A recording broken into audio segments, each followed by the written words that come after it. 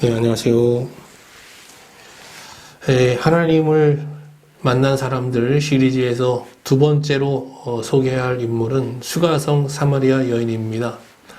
수가성 여인의 이야기는 요한복음 4장 1절에서 42절까지 길게 소개되어 있습니다. 이 이야기는 수가성 여인이 물을 기르러 왔다가 우물가에서 예수님을 만나면서 시작됩니다. 여인은 우물가에서 우연히 예수님을 만났지만 이 만남은 예수님께서 계획하신 의도적 만남이었습니다. 요한복음 4장 3절 4절을 보겠습니다.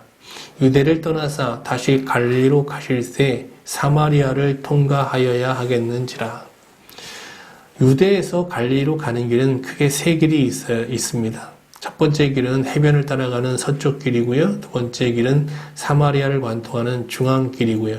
세 번째 길은 사마리아를 우회하는 동쪽 길입니다. 가장 가까운 길은 사마리아를 관통하는 중앙 길이죠.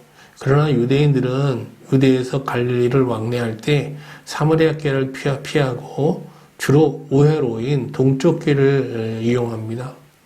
이는 사마리아 사람들을 접촉해서는 안 될 부정한 사람으로 여겼기 때문입니다. 과거 사마리아는 북이스라엘의 수도였습니다. 그런데 주전 721년 북이스라엘은 아시리아에 의해서 멸망당합니다. 아시리아는 북이스라엘의 수도인 사마리아에 이방인들을 대거 이주시켜 이방 신전을 세웠습니다. 이후 사마리아 사람들은 수수 혈통을 잃고 하나님과 이방 신을 겸하여 섬기는 혼합 신앙에 빠지게 되죠. 이 거룩한 선민임을 자처하는 유대인들은 이런 사마리아 사람들을 접촉해서는 안 되는 부정한 사람들로 규정하고 이들과 접촉을 금하였습니다. 그런데 예수님께서는 유대에서 갈릴리로 이동하시면서 유대인들이 이용하지 않는 사마리아 길을 선택하셨습니다. 이때 제자들은 예수님의 선택에 많은 문제를 제기하며 아마 반대했을 겁니다.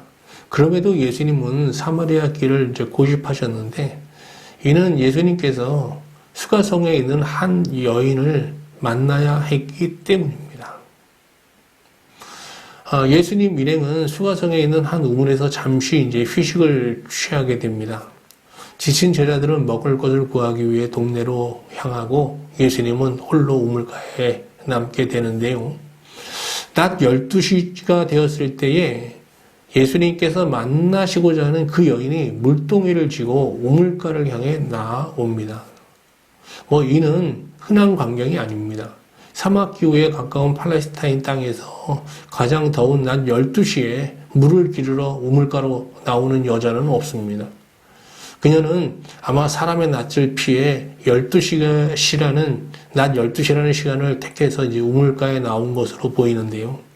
이는 그녀가 무슨 이유인지는 모르지만 극한 사회 불안 장애를 겪고 있었음을 암시합니다. 사회 불안 장애를 가진 사람은 누군가로부터 비난받거나 혐오당한 경험을 확대 해석하여서 모든 사람이 자신을 비난하고 혐오할 것으로 생각하죠. 이로 인해 이 여인이 보이는 행동과 같이 다른 사람들과 상호작용하는 사회생활 자체를 두려워하고 이를 회피하는 그런 경향을 보이게 됩니다. 그런데 사회 불안 장애를 갖고 있던 이 여인은 예수님을 만나 다양한 주제로 대화를 나누면서 그리스도로 믿고 예수님을 그리스도로 믿고 그 존재가 거듭나서 이 여자가 들고 왔던 물동이를 버려두고 동네로 뛰어내려가서 그리스도를 증거함으로 많은 사마리아 사람들을 예수님 앞으로 인도하는 그런 놀라운 일을 벌이게 됩니다. 예수님과 제자들은 사마리아 수가성에 사흘밖에 머무시지 않았지만 이 여인의 열정적인 증거로 사흘이라는 비교적 짧은 시간에 수가성에 사마리아 선교의 어떤 기지를 마련하게 됩니다. 요한복음 4장 40절 41절을 보시죠. 사마리아인들이 예수께 자기들과 함께 유하시기를 청하니 거기서 이틀을 유하심에 예수의 말씀으로 말미암아 많은 자가 믿는 자가 더욱 많아. 여기서 우리는 여자가 어떻게 그리스도를 증거하였기에 많은 사마리아 사람들을 예수님 앞으로 인도할 수 있었는지 묻게 됩니다. 요한복음 4장 39절을 볼까요? 여자의 말이 내가 행한 모든 것을 그가 내게 말하였다 증언하므로 그 동네 사람 중에 많은 사마리아인이 예수를 믿는지라. 그녀는 사람들에게 예수님께서 자기가 행한 모든 것을 말하였다라고 증언하였습니다. 이는 예수님께서 용한 그 점쟁이처럼 자기의 과거를 다 알아맞추었다는 뜻의 말이 아니고요. 예수님을 통해 여인은 자신의 모습을 온전히 알게 되었다라고 먼저 말하고 있는 겁니다. 흔히 사람들은 자기에 대해 자신이 가장 잘 안다고 생각하는데 이는 큰 착각이죠. 철학자 소크라테스는 교만한 자신의 제자에게 너 자신을 알라라는 충고를 하였는데요. 자기 자신을 아는 것은 철학뿐 아니라 기독교 신앙에서도 아주 매우 중요합니다. 칼빈은 기독교 신앙에서 하나님을 알 때 나를 알고 나를 알 때 하나님을 알게 된다라고 하였습니다.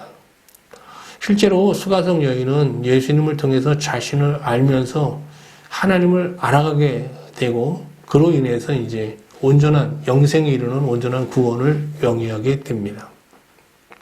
오늘 저는 수가성 여인이 예수님을 통해서 자신을 알고 또 하나님을 알아가는 과정을 이제 살펴보면서 하나님의 은혜를 나누고자 합니다. 도보 여행으로 지쳐 계셨던 예수님은 이제 물을 깃고 있는 사마리아 여자에게 물을 좀 달라고 말을 건넵니다. 이에 여자는 당신은 유대인으로서 어찌하여 사마리아인 저에게 물을 달라고 하냐고 하면서 이제 거절하죠. 사마리아 여자가 가로되 당신은 유대인으로서 어찌하여 사마리아 여자 나에게 물을 달라 하나이까 하니 이는 유대인이 사마리아인과 상종치 아니함이로라. 사도 요한은 유대인들은 사마리아 사람들과 상종치 않는다라는 해설을 덧붙이고 있는데요. 여기서 상종하다는 헬라어로 순크로아마이라고 하는데 그 뜻은 함께 사용하지 않는다입니다. 당시 유대인의 정결법에는 사마리아 여자가 쓰는 그릇은 부정하므로 사용해서는 안 된다라는 조항이 있었습니다. 여자가 자신의 요청을 거절하자 예수님은 자신이 하나님께서 여자에게 줄 선물을 전하러 온 하늘의 우체부로 자신을 소개하십니다. 요한복음 4장 10절을 볼까요?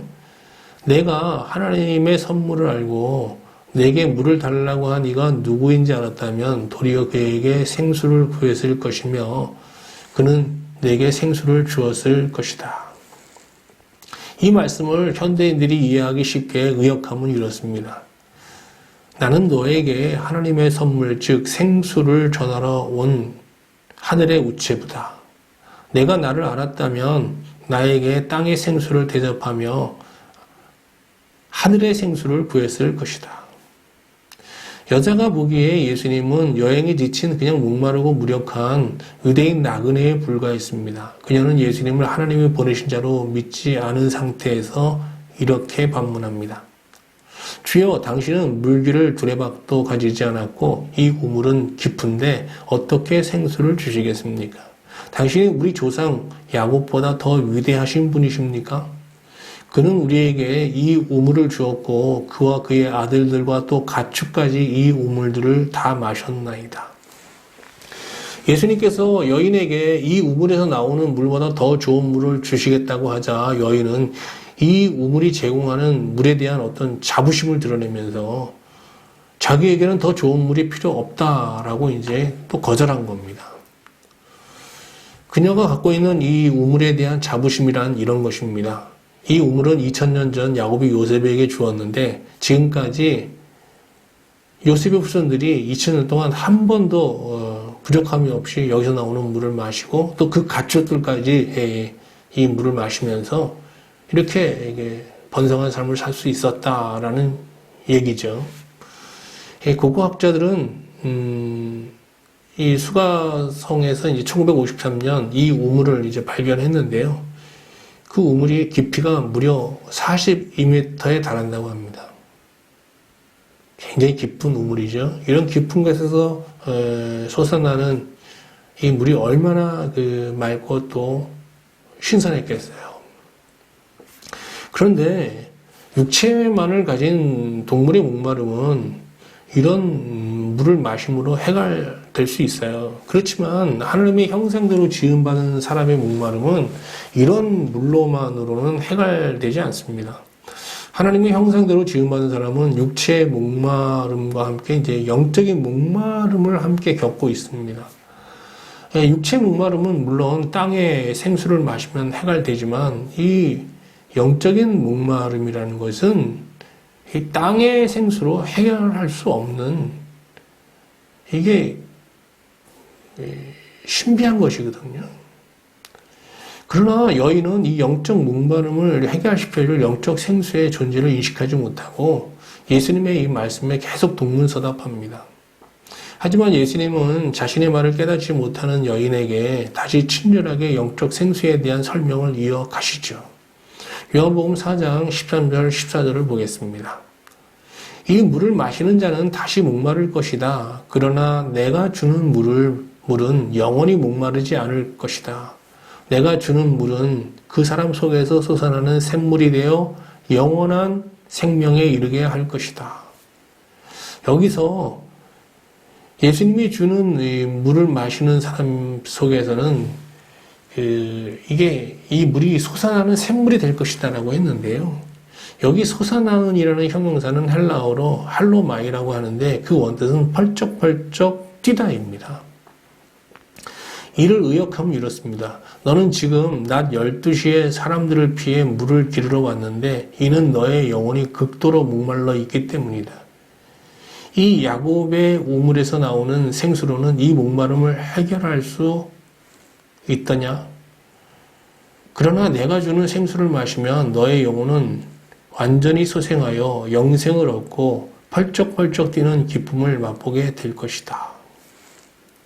여인이 야곱의 우물에서 얻어왔던 물이 땅의 생수라면 예수님이 여인에게 주고자 하는 물은 하늘의 생수입니다. 예수님이 자기를 믿는 자에게 주시고자 하는 하나님의 선물, 즉 이 하늘의 생수는 구체적으로 어떤 은혜를 말하는 것일까요? 그것은 예수 그리스도를 믿음으로 하나님으로부터 모든 죄를 사함받고 용납되어 하나님과 나누는 이 기쁨의 교제를 말합니다. 하나님이 지으신 피조물은 육체라는 하나의 생명을 가지고 있지만 하나님의 형상대로 지음받은 사람에게는 육체와 영이라는 두 개의 생명체가 있습니다. 하나의 생명을 가진 인간을 제외한 피조물은 땅의 우물만으로도 만족한 삶을 살 수 있어요. 그러나 두 개의 생명을 가진 사람은 땅의 우물만으로 결코 만족한 삶을 살 수 없죠.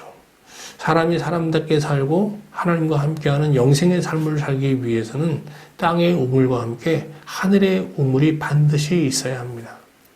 사람은 저마다 육체의 생수를 얻고자 다양한 우물을 소유하고 이를 자랑하며 자부하며 이제 살아가는데요.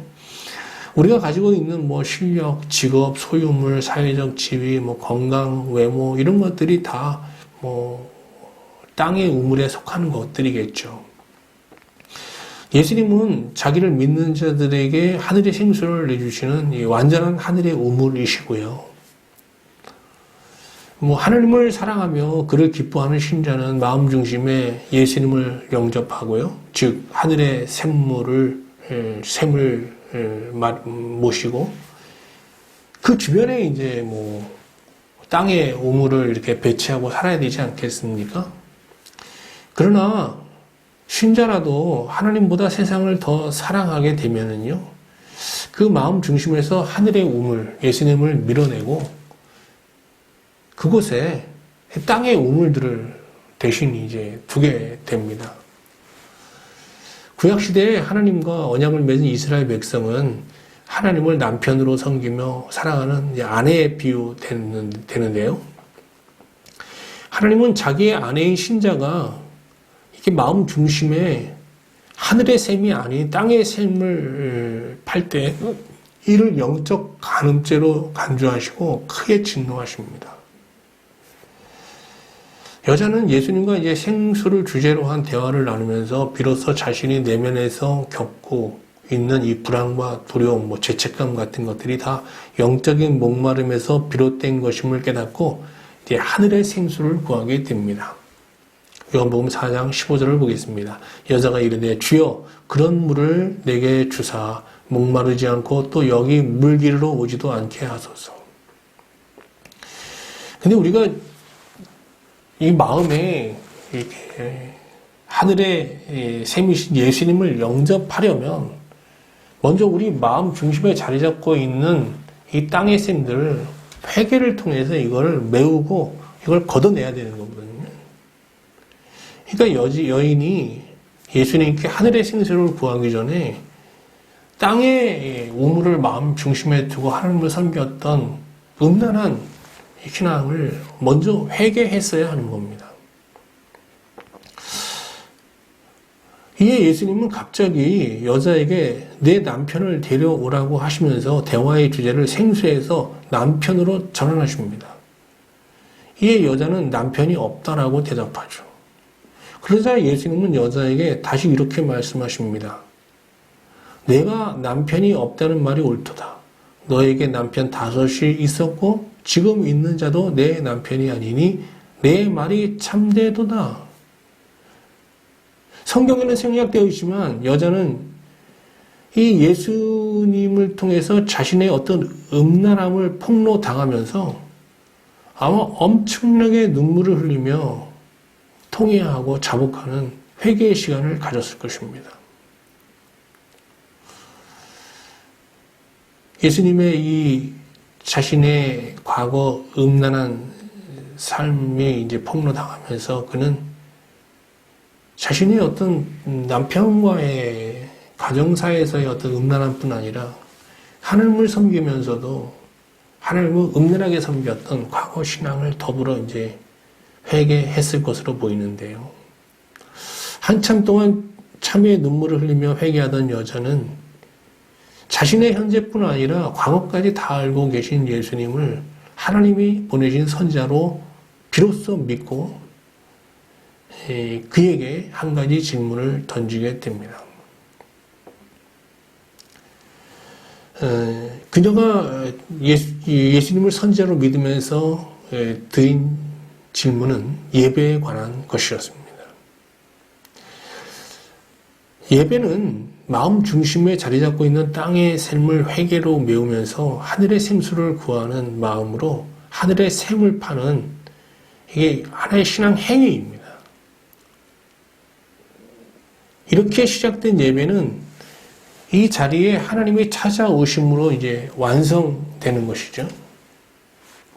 요한복음 4장 20절을 한번 보실까요?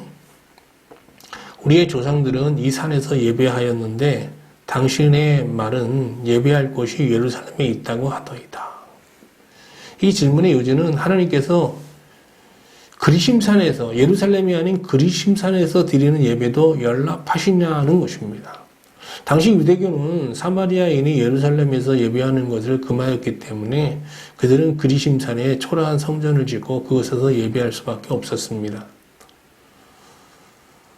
근데 예수님은 이 질문을 받으시고 여자에게 이제는 장소에 예속되지 않고 자유롭게 하나님을 예배할 수 있는 새로운 시대가 열렸다라고 이제 선언하십니다. 요한복음 4장 21절 24절을 보겠습니다. 여자여 내 말을 믿으라. 이 산에서도 말고 예루살렘에서도 말고 너희가 아버지께 예배할 때가 이르리라. 너희는 알지 못하는 것을 예배하고 우리는 아는 것을 예배하노니 이는 구원이 유대인에게서 남이라. 아버지께 참되게 예배하는 자들은 영과 진리로 예배할 때가 오나니 곧 이때라. 아버지께서는 자기를 이렇게 예배하는 자를 찾으시느니라. 하나님은 영이시니 예배하는 자는 영과 진리로 예배할지니라. 여기서 때란 예수님께서 그리스도로서 인류의 죄를 대속하기 위해 십자가에 죽으시고 죽은 자 가운데서 부활하심으로 새 성전을 지으실 때를 말합니다.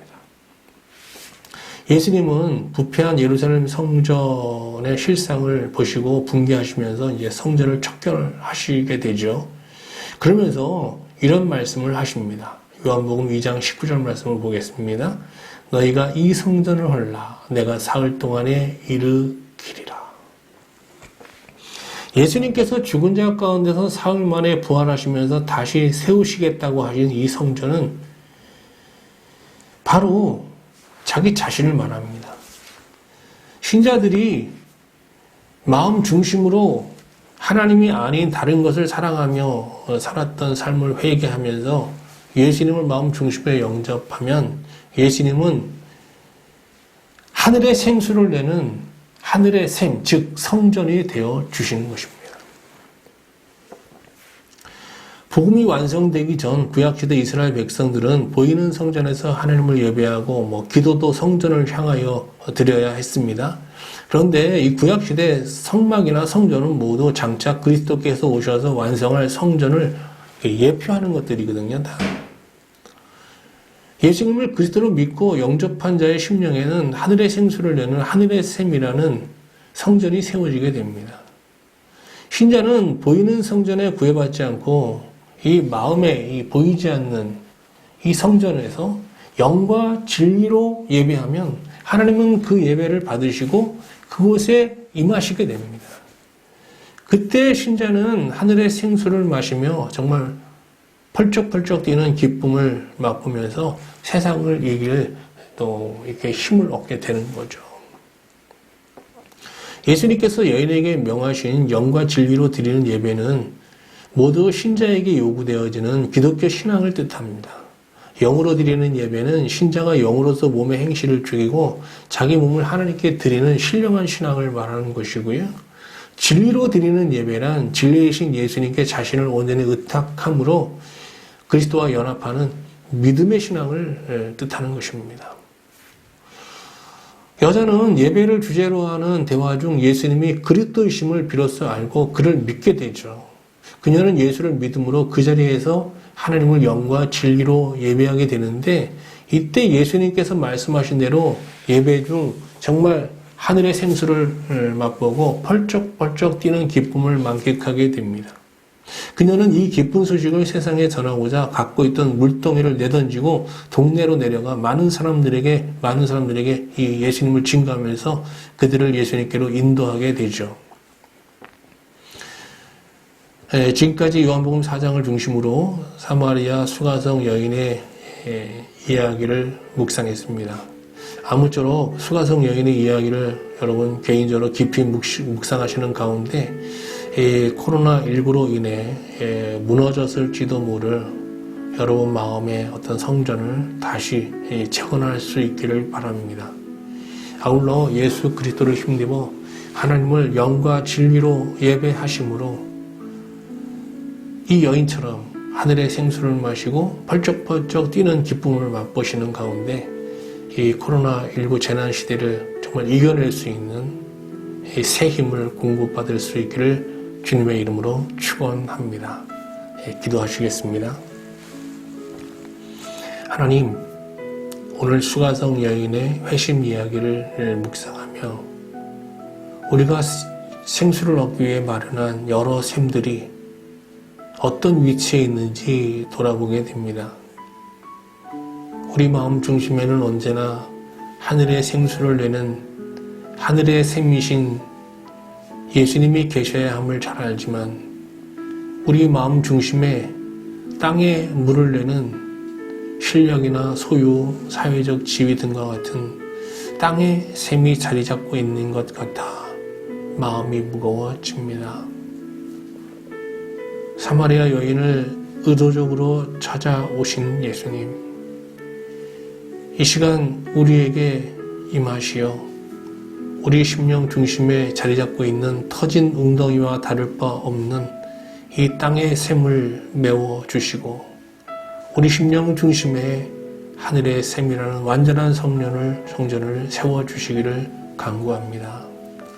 그리함으로 매일매일 그리스도께서 사흘 만에 세우신 이 성전에서 영과 진리로 하나님을 예배함으로 하늘의 생수를 마시게 하시고 남은 인생 벌쩍벌쩍 뛰는 기쁨으로 세상을 물리치며 수가성 여인처럼 영생을 영위하는 전도자의 삶을 살게 하소서. 예수님의 이름으로 기도드립니다. 아멘.